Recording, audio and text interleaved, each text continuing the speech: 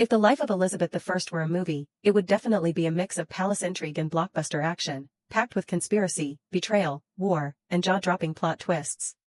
Born in 1533, Elizabeth had a rough start. Her father, King Henry VIII, executed her mother, and Boleyn, and declared her illegitimate. It seemed like she was destined to be cast aside forever, but fate had other plans, taking her from a disregarded princess to one of the most legendary queens in English history. Ruling for 44 years, 1558 to 1603, Elizabeth transformed England from a mediocre nation into Europe's top superpower. She defeated the Spanish Armada, laid the foundation for a dominant naval empire, and even gave Shakespeare the stability to write Romeo and Juliet instead of working in the fields. Oh, and most importantly, she never married, famously declaring, "Men may betray, but my country never will." In short, Elizabeth I was not just a queen but a symbol of intelligence, resilience, and independence. A woman who could carry the whole map on her shoulders, defeat all her enemies, and still have time to pick out the most dazzling gowns to impress her subjects. If there were a title for best queen ever, she would undoubtedly top the list.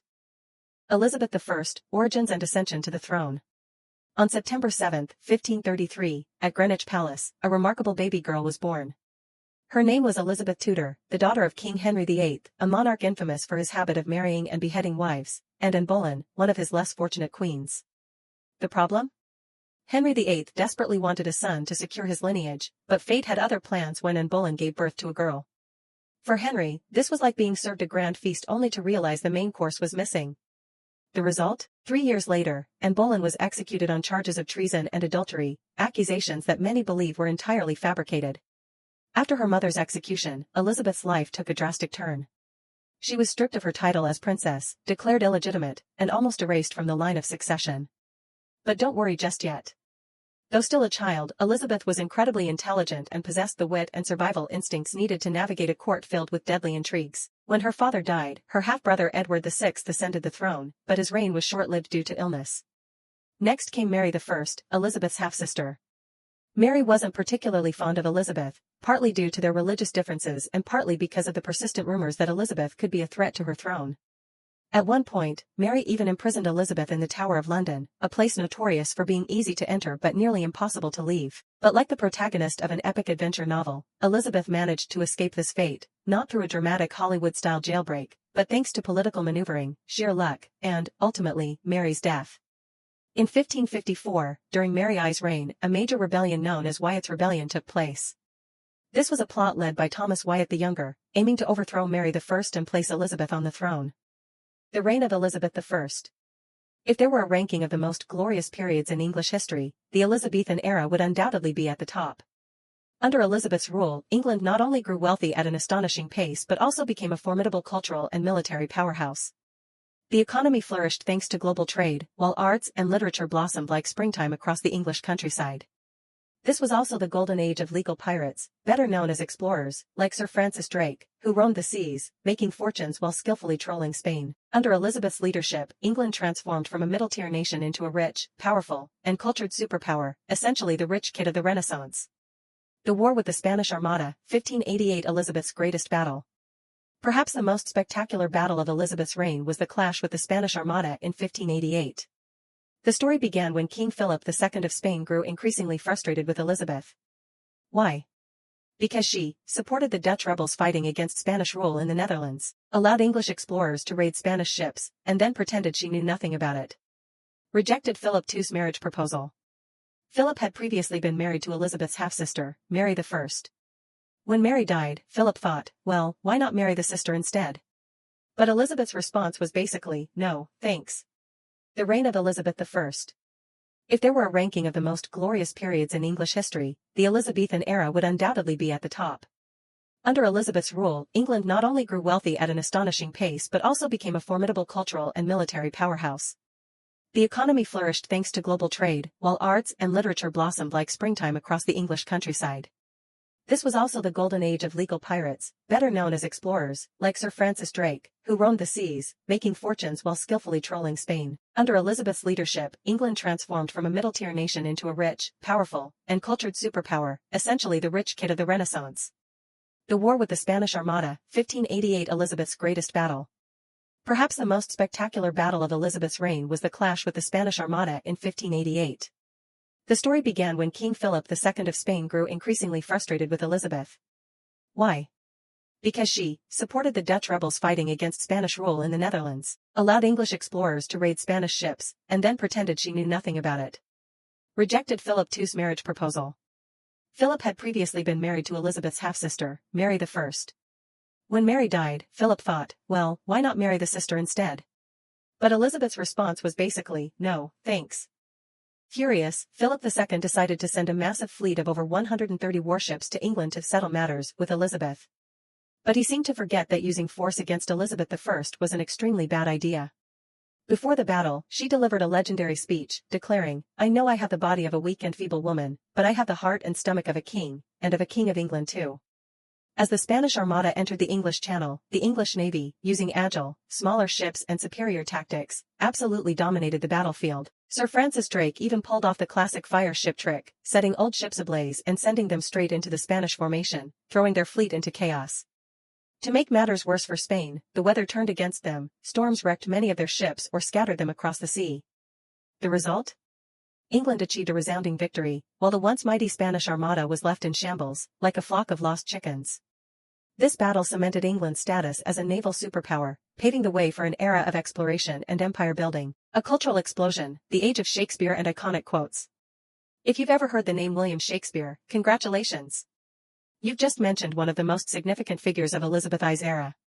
Under the Queen's patronage, the performing arts flourished. Plays like Hamlet, Macbeth, and Romeo and Juliet didn't just become legendary works of English literature, they also gave the world countless deep, dramatic quotes for people to use when trying to sound profound. Besides Shakespeare, there was Christopher Marlowe, another brilliant playwright with a life as dramatic as his works. He was stabbed to death in a tavern at the age of 29, in true English tragedy fashion. In short, if Elizabeth's reign were a movie, this would be the fascinating side plot where culture and the arts reached a peak so high that future generations could only look on with envy. The Virgin Queen, when Elizabeth stayed single and the whole kingdom worried. One of the most fascinating aspects of Elizabeth's life was that she never married. This made the royal family and the nobility incredibly anxious. If she had no children, who would inherit the throne? Many suitors pursued Elizabeth, from King Philip II of Spain to French princes and English nobles, but she rejected them all. She even famously declared, I have already married England. A line straight out of a palace drama starring a strong-willed female lead. Of course, remaining unmarried allowed her to maintain absolute power, free from the influence of any man.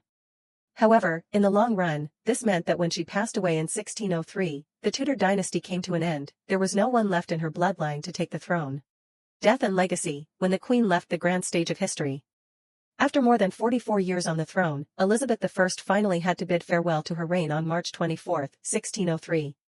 She passed away at Richmond Palace at the age of 69, a remarkably long life by royal standards of the time, when even a common cold could be a death sentence. The exact cause of Elizabeth's death remains a mystery, but rumors suggest that she fell into a deep depression in her final months. You might wonder, how could such a powerful queen be sad? But imagine ruling England for nearly half a century, watching all your trusted advisors and friends pass away one by one. By the end of her life, she had very few people left to confide in.